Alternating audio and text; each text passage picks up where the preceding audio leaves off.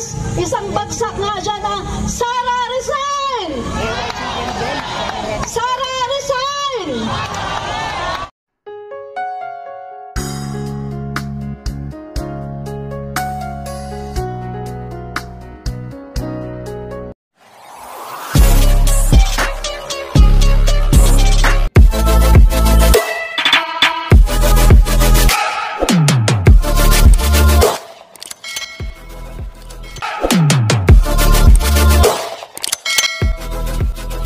Sa DepEd, wala ka ng karapatan na umupo sa DepEd bilang secretary.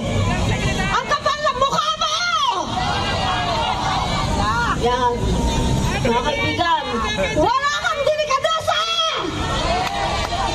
Mga kaibigan, bago ko po sasabihin sa inyo yung aking issue, gusto ko lang itong, ayokong palampasin ito eh. Kasi di ba alam nyo naman mga kaibigan, na si Sara Duterte ay itinalaga ng ating Pangulo bilang caretaker ng bansang Pilipinas nung siya ay umalis papunta sa ibang bansa. Pero anong ginawa ni Sara? Pumunta sa rally. Anong tawag doon? Makapal ang mukha! Walang delikadesa! Di ba? Ngayon, pero anong ginagawa ni Sara? Anong ginagawa ni PBBM? Nagpapatawad! Di ba?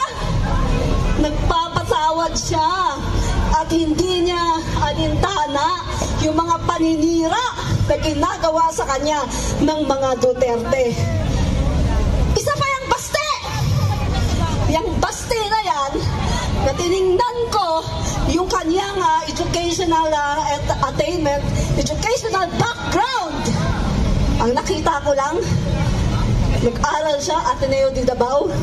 First year, walang nakalagay kung natapos ba yung kanyang first year, kung natapos ba siya sa kanyang course, sa college. Ano yan? Diba? Pagkatapos, ang galing-galing nilang manglait ng tao, nilalait si speaker, nilalait si PBBM. Diba? So mga kaibigan, sabi ko, hindi ako papayag. Magdadaan muna kayo. Ito, sasabihin ko sa inyo, dadaan kayo sa ibabaw ng aking sexy body.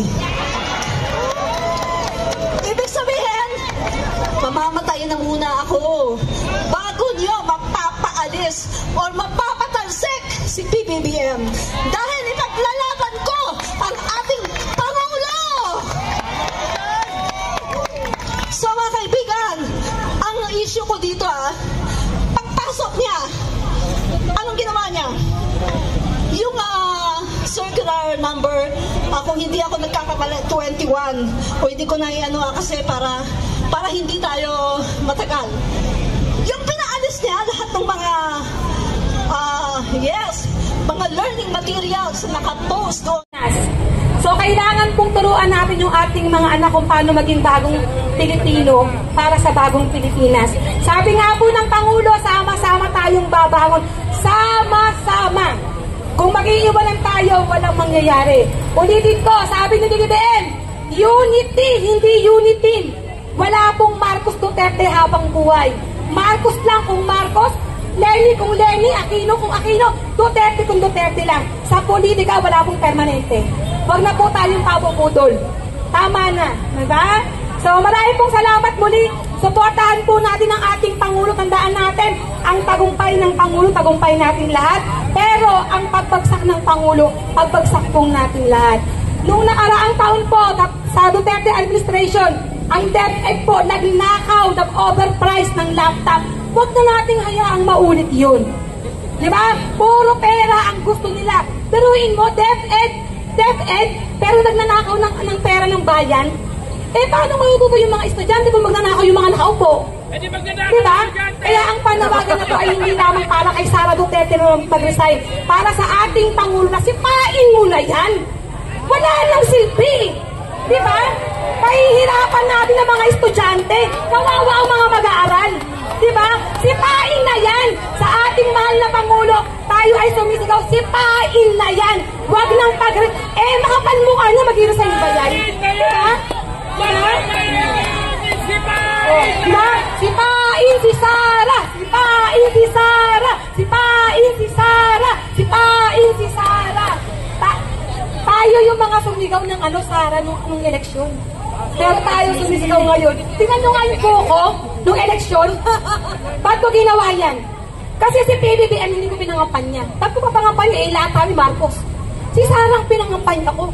Yung buhok na yan, pagpapakita ng loyalty doon sa punyet ang unit team.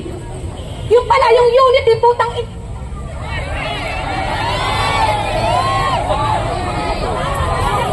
Sorry, pumiyak ako, pumiyak. Yung pala, yung unit team na yan, budol pala yan. No? Ginamit lang tayo para pala sa kapangyarihan. Di ba? Oo, ang sabi ni nanay, di ako nagsabi nun siya, ha?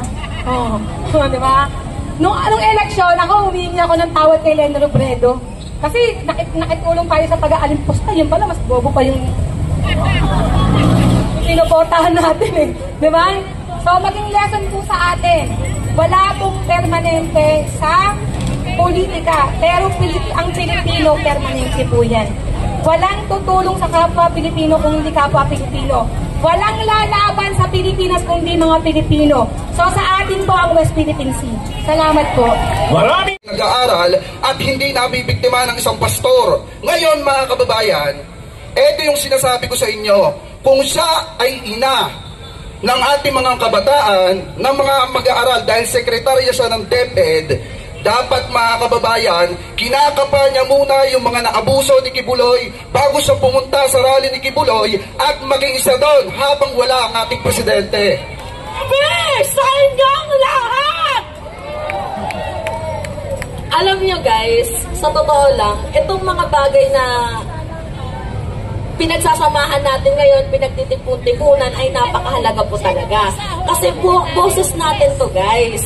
Alam nyo, mga minamahal, kaya tayo nandito kasi nga po, pinaglalaban natin ang ating presidente. Laban nga po sa mga mapanirang tao. Guys, alam nyo, naiiyak ako every time na ang ating presidente, lagi nilang binuboljak, lagi nilang sinasabihang adik, bangag. Kaya nga nandito tayo guys para suportahan ang ating presidente. Naga City, Concepcion Grande. At meron noong pong panahon ng eleksyon 2022, naglagay po kami ng BBM Sara headquarters sa Naga. Kaming dalawa ng kaibigan ko. Pero ngayon nagsisisi ako dahil nabudol ako ni Sara Duterte. Budol talaga.